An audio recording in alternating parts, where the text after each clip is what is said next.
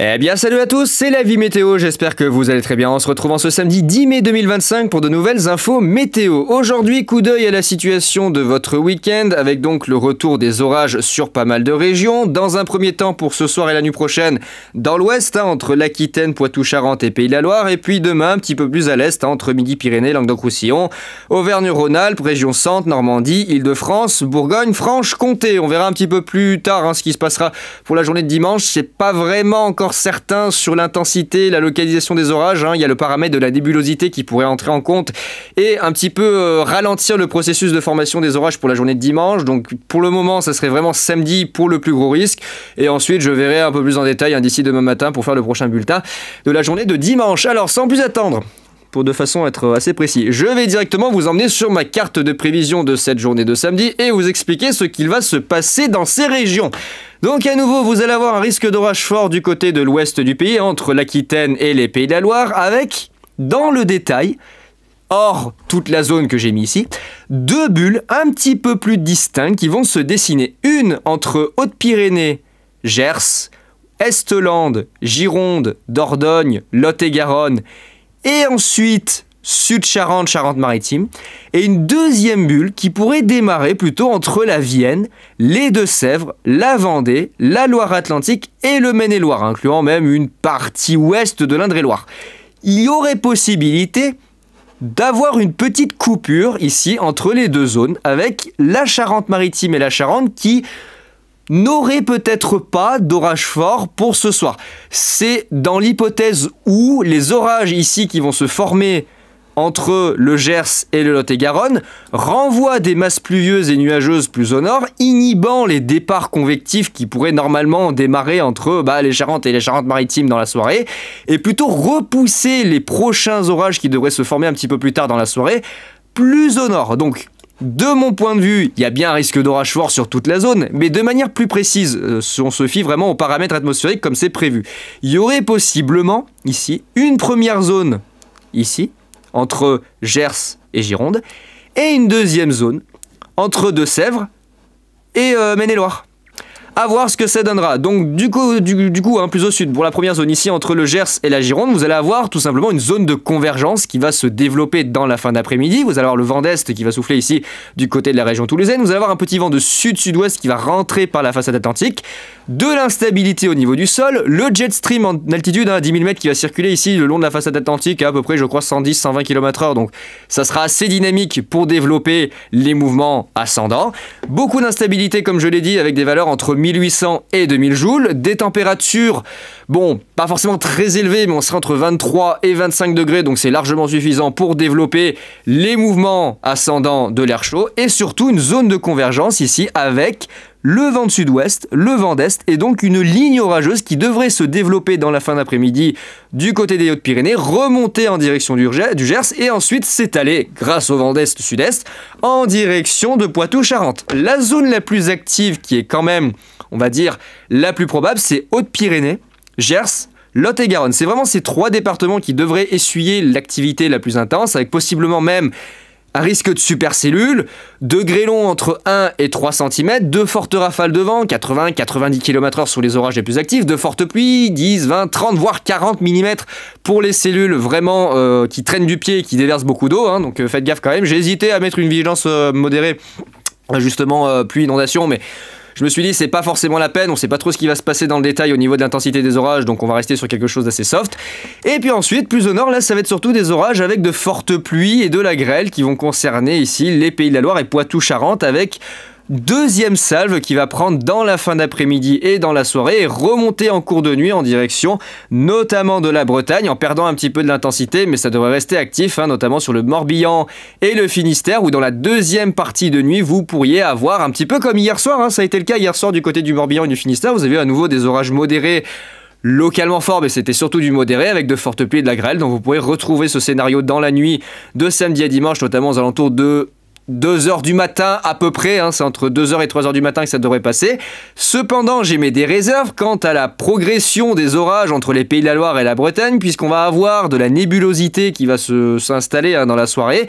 Avec la régression de l'instabilité, ça pourrait limiter la progression et surtout la reprise de l'activité orageuse au-delà des Pays de la Loire. C'est pour ça que j'ai préféré limiter le fort ici au niveau de la Loire-Atlantique et du Maine-et-Loire et pas partir plus à l'ouest, hein, en direction notamment du Morbihan, et rester sur quelque chose de modéré. En tout cas, les zones les plus intenses où les orages seront vraiment les plus actifs, c'est les 3 départements Hautes-Pyrénées, Gers et Lot-et-Garonne, avec ponctuellement, si ça va bien, la Gironde et la Dordogne, et ensuite un petit peu plus au nord, entre le nord de la Charente-Maritime, les Charentes, la Vienne, les Deux-Sèvres, la Vendée, Sud-Loire-Atlantique et le Maine-et-Loire. C'est vraiment les 2 zones qui seraient propices à avoir des orages forts ce soir.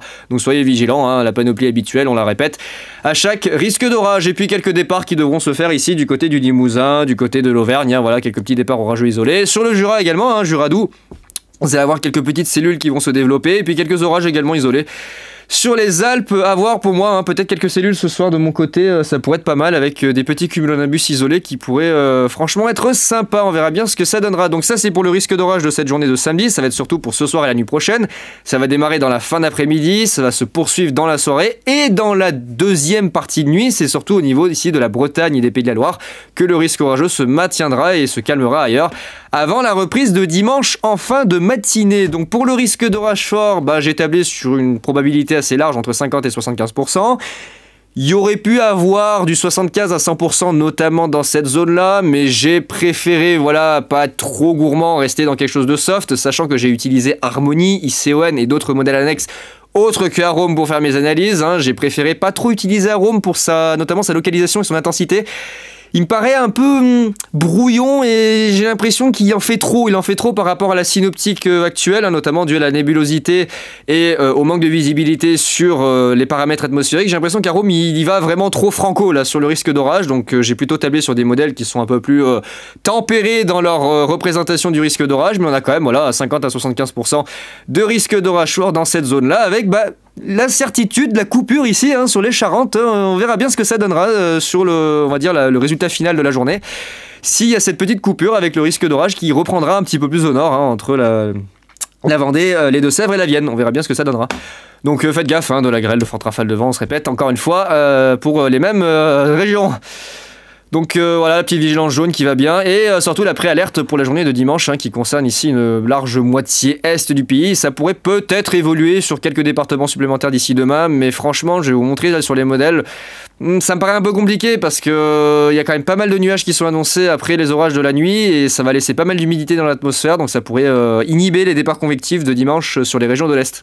Les plus probables, c'est près de la Méditerranée, notamment le Languedoc-Roussillon, les Alpes, ponctuellement aux abords de la Bourgogne, et puis ici entre Normandie, région centre, Île-de-France, allez, éventuellement Nord-Bourgogne, Sud, Champagne-Ardenne, mais franchement j'y crois pas tellement parce que là au niveau de ce qui est prévu, bon c'est pas folichon. Alors si on revient ici sur le modèle Arome, on va voir très bien ici les orages qui vont se développer. Donc on voit, regardez, ça démarre du côté de l'Espagne, ça se forme, ça ne traverse pas les Pyrénées, hein, ça galère à passer la barrière des Pyrénées comme ça avait été le cas l'autre fois qu'au final il y a eu un gros raté sur les prévisions. Ça reprend, regardez, on voit très bien du côté du Gers, ça se propage en direction du Lot-et-Garonne. Donc là, on a vraiment la zone Haute-Pyrénées, Gers, Lot-et-Garonne qui se dessine, avec quelques orages qui partent en direction des Charentes. Et là il y a une hésitation. Là, on a une coupure, on ne sait pas. Il y a une représentation qui est faite par Arome dans la soirée sur la Charente, mais pas tous les modèles voient cette zone potentiellement active ce soir pour les orages. Ça pourrait reprendre plutôt au nord de la zone entre la Vendée, les Deux-Sèvres et la Vienne, et partir, on voit très bien, en direction de la Loire-Atlantique, du Maine-et-Loire, puis dans la nuit de samedi à dimanche, notamment dans la deuxième partie de nuit côté dimanche, en direction du Morbihan et du Finistère, où vous pourriez avoir à nouveau des orages localement fort, modéré, fort, mais ça sera plutôt du modéré, hein. On est vraiment dans vraiment la pleine nuit, donc les niveaux d'instabilité vont bien baisser, et surtout il y aura pas mal de nébulosité qui va remonter par le sud, donc ça va certainement un petit peu bloquer les départs convectifs. Donc voilà ce que ça donnera pour ce soir et la nuit prochaine au niveau de la chronologie et de l'intensité des événements. Et puis pour demain, ça va reprendre, notamment ici entre Midi-Pyrénées, le Limousin, l'Auvergne, la région centre, la Normandie, ça reprend à nouveau.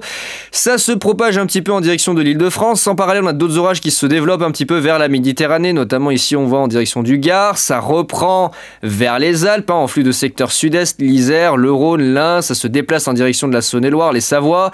On verra bien dans les dernières modélisations comment ça va se passer. Ça a du mal à vraiment être interprété parce qu'on a à la fois la nébulosité, puis on a le dynamisme et la dépression qui est un peu bordélique. On a un mélange entre flux de sud-est, flux d'ouest. On a la rotation qui est positionnée au large de la Bretagne.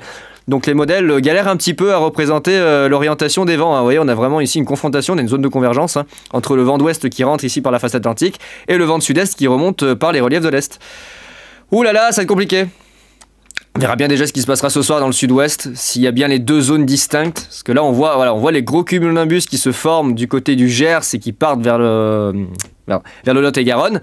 On a cette signature vers les Charentes qui n'est pas certaine. Et ensuite, ça se dirige en direction des Pays de la Loire. Et là, dans la nuit, on a quelques petites traces qui partent en direction de la Bretagne. Bon, ça devrait être du modéré. Franchement, ça devrait être du modéré puisqu'en plus, c'est du nocturne.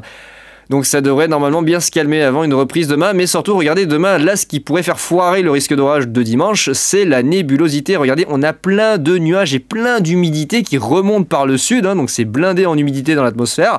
Et résultat, ça pourrait empêcher la formation des orages. Alors la zone la plus probable, ça serait éventuellement le nord de l'Auvergne, la région Île-de-France, la Normandie. Ici, du côté de Midi-Pyrénées, Languedoc-Roussillon, puisqu'on est ici à l'arrière du front, on est juste dans la zone occluse de la dépression. Et sur les Préalpes, l'Isère, avant Pays Savoyard, le sud de la Bourgogne, peut-être des orages qui pourraient se développer juste à l'avant du front.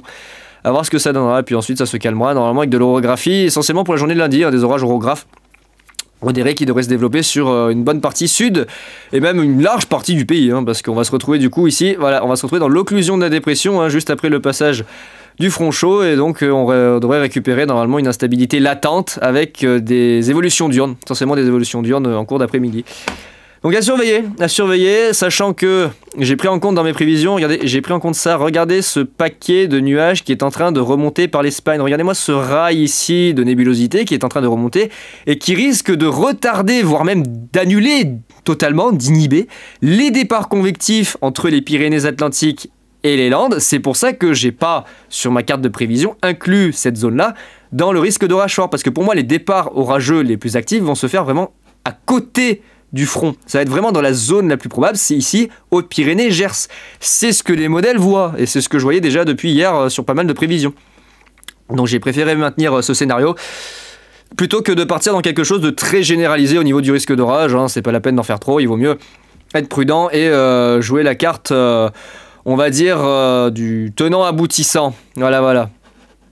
Donc vous avez des nuages qui se baladent du côté du nord-ouest, vous avez ça qui arrive par l'Espagne malheureusement, pas mal de nébulosité, donc ça risque de retarder les départs orageux.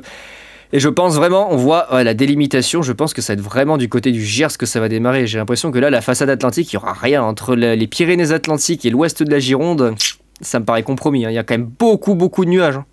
Regardez, c'est en train de tout se combler côté espagnol.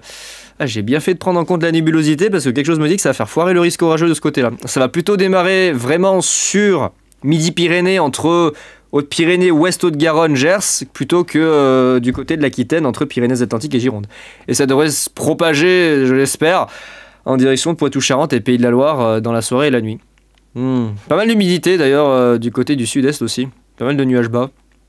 Quelques entrées maritimes du côté des Cévennes, un golfe du Lion classique. On verra bien ce que ça donnera. Moi en tout cas, voilà mes analyses. Model i7 il suit aussi ce scénario-là, plutôt, vous voyez, même s'il ne couvre pas la zone, on voit très bien que ça démarre plutôt un peu plus au nord, vers les Charentes. Lui, il voit plutôt les Charentes, pour le coup, un petit peu chez moi. Et ensuite, ça vient s'écraser en direction des Pays de la Loire. À voir. Moi, je vous le dis, à voir. On verra bien comment ça se passera. Je suis confiant sur mon zonage, sans pour autant...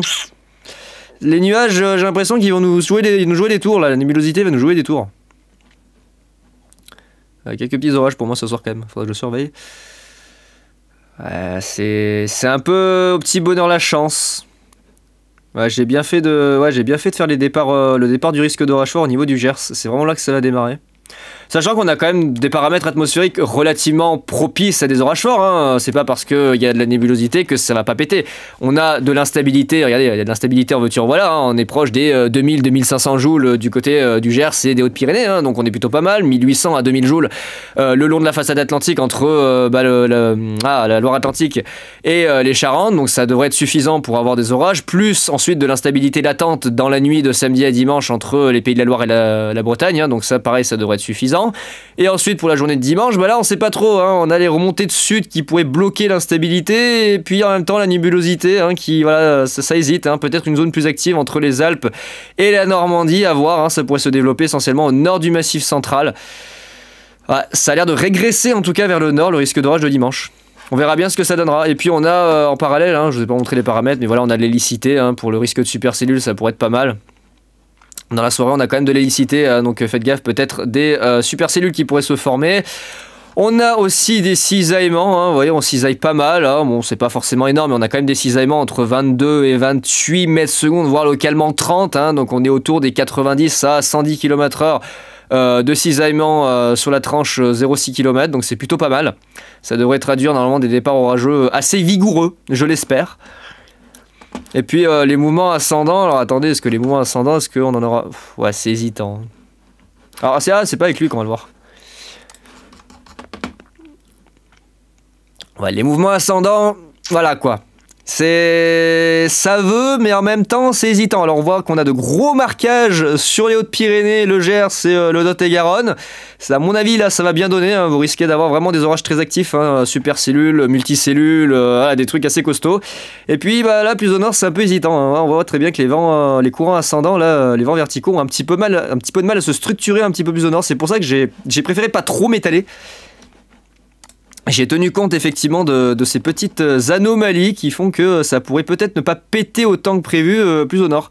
La zone pour moi vraiment la plus active, ça serait au niveau du Gers, hein. Gers, Lot et Garonne, ça serait vraiment la zone la plus active. Avec quelques doutes qui émergent plus au nord, hein. On verra bien ce que ça donnera. Dimanche, c'est pas très structuré non plus, hein. Les ascendances du dimanche, ouais, sont pas terribles. Pas terribles les ascendants du dimanche, hein. On a la branche de jet quand même qui aide, hein, qui circule, je vous l'avais dit, entre 120 et 150 km/h du côté de la façade atlantique. Donc ça aidera quand même malgré tout à dynamiser les mouvements orographiques, hein. Ça aidera les ascendances à se mettre en place. Ça dynamisera, je l'espère, l'atmosphère pour avoir des orages. Donc les prévisions devraient, je l'espère, bien se passer. Mais c'est pas encore ça, hein, c'est pas encore assez dynamique pour avoir de grosses dégradations de grande ampleur. Et là pour le dimanche, ce qui m'inquiète, c'est qu'on a le jet qui est quand même bien orienté côté façade atlantique, et il n'y a quasiment rien dans l'est, hein. On est juste en entrée droite de jet, c'est pas terrible, hein. On a peu de divergence. Ouais, dimanche c'est pas terrible, je pense que c'est vraiment ce soir que ça va vraiment se jouer dans le sud-ouest. Là c'est... ouais, bof. Franchement bof, pour le dimanche, je suis pas très confiant. Je suis pas trop confiant pour la journée de dimanche. On verra bien. Bon, en tout cas les amis, c'est tout ce que j'avais à vous dire pour ce week-end. Pour le moment, il n'est pas prévu de situation autre que celle-ci pour ce week-end, hein. Pour le moment, on va se contenter d'un temps assez mitigé jusqu'à la fin du mois de mai. Pas de grosse chaleur en vue, hein. Il fera des températures, on va dire de saison, avec même un peu de fraîcheur, étant donné que l'anticyclone ne veut pas revenir, hein, pour l'instant. On a plutôt une tendance à avoir d'ailleurs... sur pas mal de scénarios, et depuis le mois d'avril, on a une tendance à avoir de la nao moins, hein. Avec du coup des anticyclones qui se foutent plein nord en direction des pays scandinaves, là, entre Norvège, Finlande, Suède, Écosse, îles Britanniques, Islande, Irlande, Groenland, et des dépressions qui du coup sont rejetées au sud, hein, entre Terre-Neuve, mer du Labrador, Açores, Canaries, Portugal, Espagne, les îles Majorques et la Méditerranée, hein. On a essentiellement des dépressions qui circulent plein sud entre les Baléares et puis une partie de l'Europe du Sud. Voilà. On verra bien ce que ça donnera dans la suite, hein. Apparemment, les prévisions météo sont pas prêtes de s'améliorer parce que apparemment il y a des soucis avec les données météo.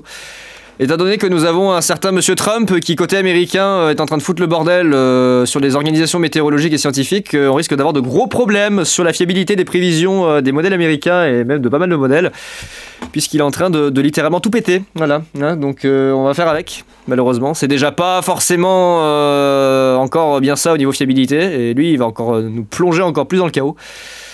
Bref, on fera avec, on essaiera de faire au mieux. Ouais, là on a du type Nao-. Là, sur le modèle ICON, on a quelque chose de type Nao-. On a des anticyclones nordiques entre le Groenland, l'Islande, l'Irlande, l'Écosse et les pays scandinaves, et des dépressions qui du coup sont rejetées plus au sud, entre la mer du Labrador, les Açores, les îles Canaries, Portugal, Espagne, les Baléares, l'Italie et toute cette zone-là, quoi. Truc de fou, c'est un truc de fou, les dépressions passent vraiment plein sud, et du coup on se ramasse 3 tonnes de précipitations depuis le mois d'avril. Regardez, ça n'arrête pas sur les régions méditerranéennes. Il ne fait que pleuvoir depuis 2 mois, si ce n'est pas plus. Et sur les régions du nord, notamment ici, le nord-est de la France, la Belgique, les Pays-Bas, une partie de l'est du Royaume-Uni, l'Allemagne, et puis aussi une partie des pays scandinaves, il se passe rien. Il ne se passe rien, pas de flotte, quelques orages de temps en temps, mais sinon, cumul de pluie, que dalle, nada. Vraiment, ils sont à sec à souhait. Bon. On verra bien ce que ça donnera dans le futur. De toute façon, pour l'instant, on peut faire que regarder, il n'y a pas grand-chose à faire. On verra bien ce que ça donnera. Bon, écoutez les amis, j'ai plus qu'à vous souhaiter un bon week-end. On se retrouve bientôt pour de nouvelles infos météo. Soyez vigilants ce soir concernant les orages dans le sud-ouest et soyez prudents demain. Je vous ferai la carte du dimanche demain matin. Écoutez, j'ai plus qu'à vous souhaiter un bon week-end et ciao tout le monde!